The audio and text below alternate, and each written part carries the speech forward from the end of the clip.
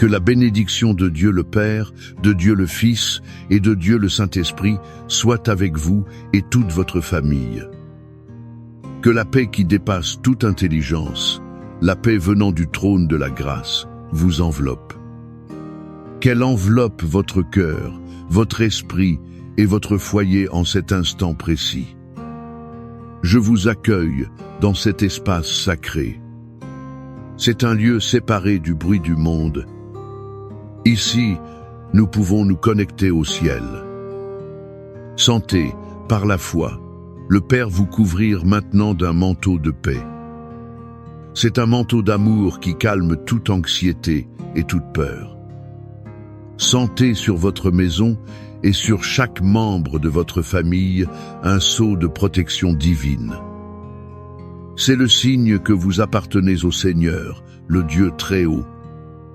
Respirez profondément. Laissez derrière vous les soucis du jour.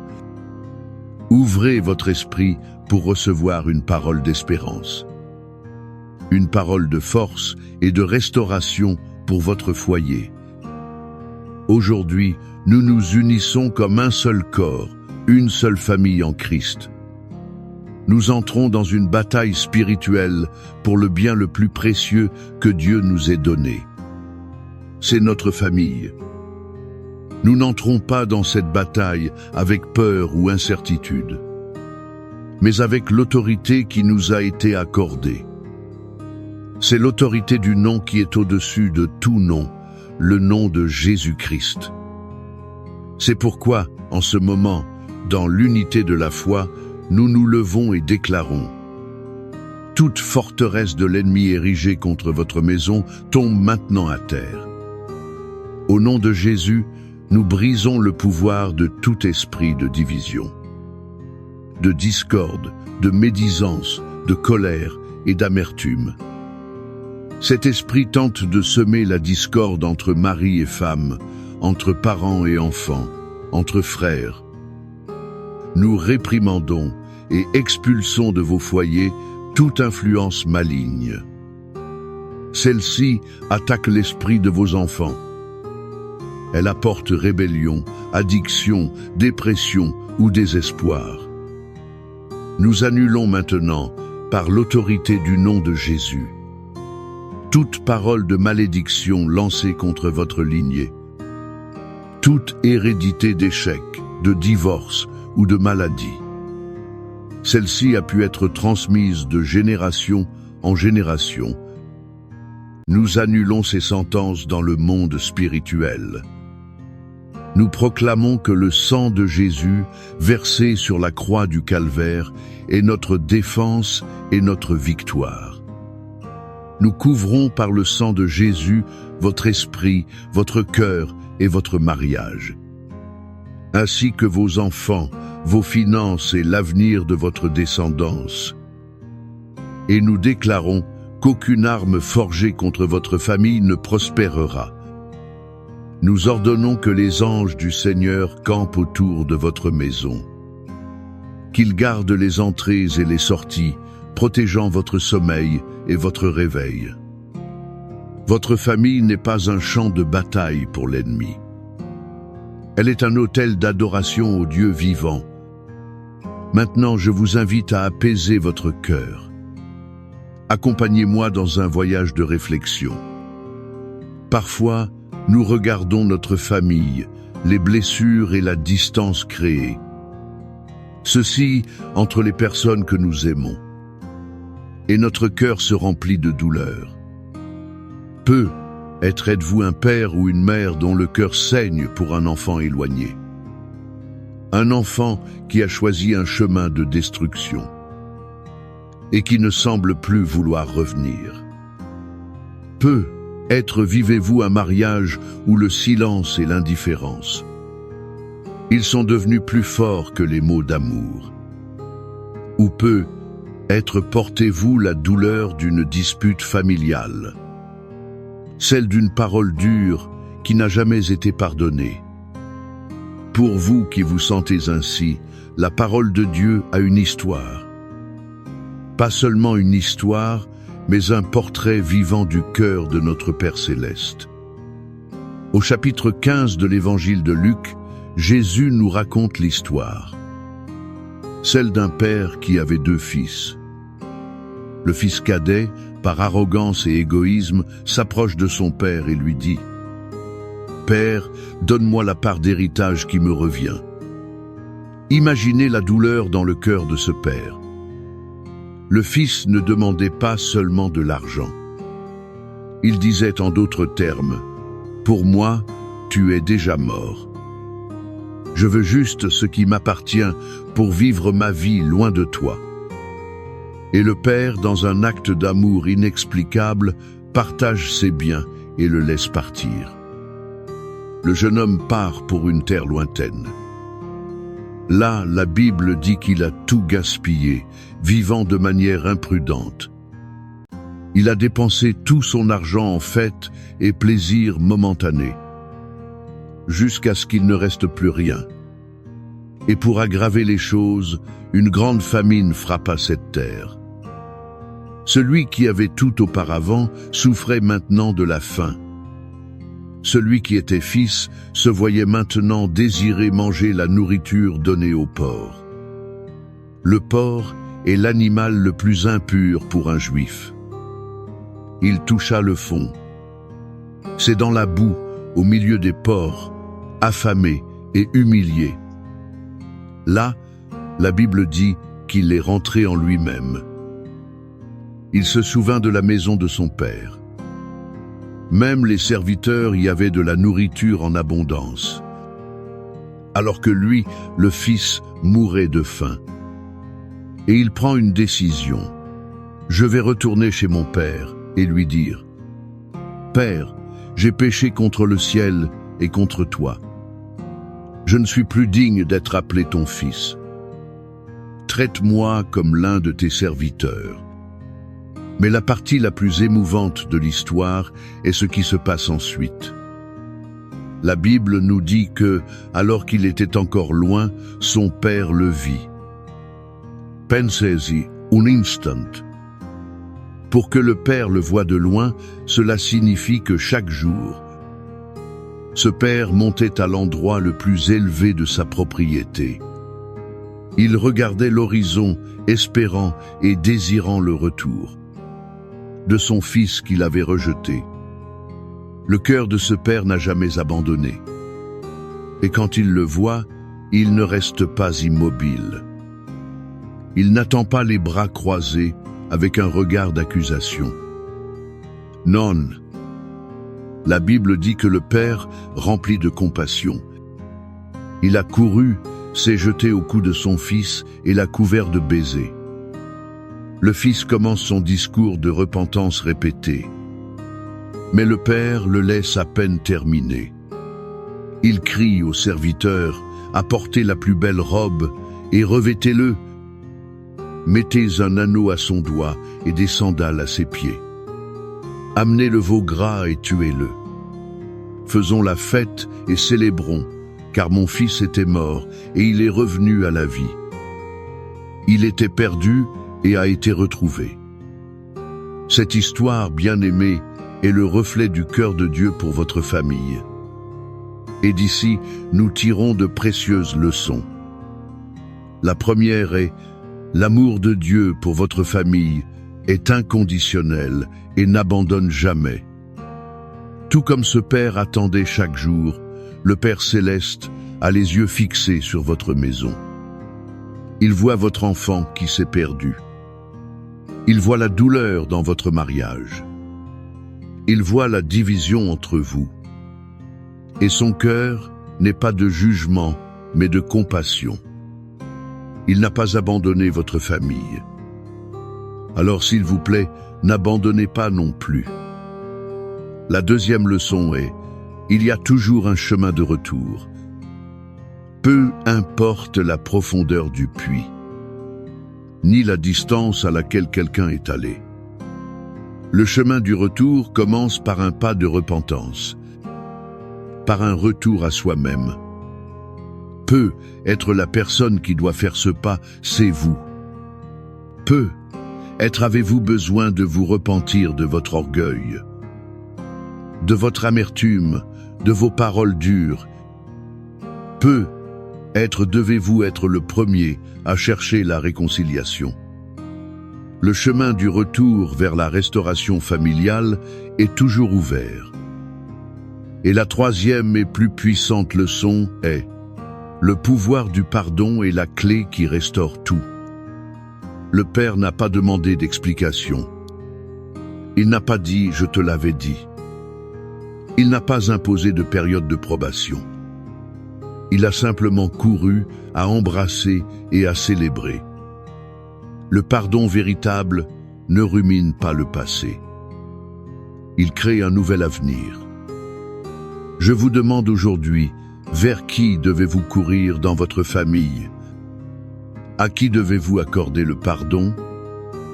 Afin que la fête de la réconciliation puisse commencer dans votre foyer, avez-vous été le père qui attend et court? Ou peut-être comme le frère aîné de l'histoire, êtes-vous resté dehors? Rempli d'autosatisfaction et de ressentiment, incapable de célébrer la restauration de celui qui a erré, tout comme le père de la parabole a couru pour protéger et restaurer son fils. Il l'a fait avec un nouveau manteau et une nouvelle identité. Notre Père céleste nous offre ses promesses. Elles sont un manteau de protection et un sceau d'identité pour notre famille. Ces promesses sont des boucliers puissants contre toute attaque de l'ennemi. Et la promesse de protection la plus puissante se trouve dans le psaume 91. Ce n'est pas seulement un poème ancien. C'est une déclaration de guerre contre le mal. Et un certificat de victoire pour ceux qui font confiance au Seigneur. Le psaume 91 est la promesse du Père qui dit « Qu'importe ce qui arrive dans le monde extérieur. Sous mes ailes, votre famille est en sécurité. » Et le psaume 23 confirme que ce Père protecteur, il est aussi le berger qui prend soin, qui guide et qui subvient à tous les besoins de votre maison. Maintenant, je vous invite à fermer les yeux, si possible. Calmez votre respiration. Laissez votre foi s'élever au-dessus des circonstances. Recevez ces paroles non pas avec l'esprit, mais avec votre âme. Recevez le psaume 91 comme si Dieu lui-même murmurait cette promesse. Sur votre maison, sur votre conjoint, sur vos enfants. Recevez-le comme un décret divin de protection sur votre vie. Lisez lentement, clairement et solennellement. Celui qui habite sous l'abri du Très-Haut repose à l'ombre du Tout-Puissant. Je dis du Seigneur, il est mon Dieu, mon refuge, ma forteresse, en qui je me confie. Car c'est lui qui te délivre du filet de l'oiseleur, de la peste pernicieuse. Il te couvrira de ses plumes, et sous ses ailes, tu trouveras un refuge. Sa fidélité est un bouclier et une cuirasse. Tu n'auras pas à craindre les terreurs de la nuit, ni la flèche qui vole de jour, ni la peste qui marche dans les ténèbres, ni la contagion qui frappe en plein midi. 1000 tomberont à ton côté et 10 000 à ta droite, mais tu ne seras pas atteint. De tes yeux seulement tu regarderas, et tu verras la rétribution des méchants. Car tu es mon refuge, ô Éternel. Tu as fait du Très-Haut ta demeure. Aucun mal ne t'arrivera, aucun fléau n'approchera de ta tente. Car il donnera ordre à ses anges à ton sujet, de te garder dans toutes tes voies. Ils te porteront sur leurs mains, de peur que ton pied ne heurte une pierre. Tu marcheras sur le lion et sur l'aspic. Tu fouleras le lionceau et le dragon. Puisqu'il m'aime, je le délivrerai. Je le protégerai, car il connaît mon nom. Il m'invoquera et je lui répondrai. Je serai avec lui dans la détresse. Je le délivrerai et le glorifierai. Je le rassasierai de longs jours et je lui ferai voir mon salut. Père d'amour, Père de la parabole, Père qui attend. Père qui court et qui restaure, nous nous présentons devant toi maintenant, avec des cœurs remplis de l'espérance que ta parole nous apporte. Nous te remercions, car le Seigneur n'est pas un Dieu distant, mais un Père qui ressent notre douleur et qui aspire à l'unité et à la guérison de notre famille. Basé sur l'histoire du Fils prodigue et les promesses des psaumes 91 et 23. Nous prions maintenant pour chaque famille qui entend cette prière. Seigneur, nous clamons pour chaque fils et fille qui, comme le Fils prodigue, s'est éloigné de la maison et de tes chemins. Où qu'ils soient, Père, nous demandons que ton Saint-Esprit les trouve, qu'ils rentrent en eux-mêmes, qu'ils ressentent la nostalgie du foyer, la nostalgie de ton amour. Brise l'orgueil, défais les mensonges de l'ennemi dans leurs esprits et crée en eux un désir irrésistible de revenir. Et aux pères et mères qui attendent, donne-leur ta force, ta patience et ta foi pour qu'ils continuent à regarder l'horizon, croyant au miracle du retour. Nous prions pour les mariages blessés, où la distance et le silence se sont installés. Père, que ton amour restaurateur soit répandu sur ces couples, qu'il y ait pardon, qu'il y ait réconciliation, que le Seigneur, comme le bon berger du psaume 23, les guide sur les sentiers de la justice et restaure leurs âmes. Que la table que le Seigneur prépare en présence des ennemis soit la table de la communion et de la paix au sein de leur foyer. Que l'huile de ton onction guérisse les blessures et que le calice de leur mariage déborde de joie à nouveau. Nous intercédons pour la réconciliation entre parents et enfants, entre frères, là où l'amertume et le manque de pardon ont créé des murs. Esprit Saint, brise ces murs maintenant, touche les cœurs endurcis, accorde l'humilité de demander pardon et la grâce de pardonner. Que la fête de la restauration ait lieu dans ces familles au nom de Jésus. Et nous clamons ô Dieu pourvoyeur pour la promesse du psaume 23. Que rien ne manque dans chaque foyer représenté ici. Ouvre les portes de l'emploi, multiplie les ressources, paie les dettes.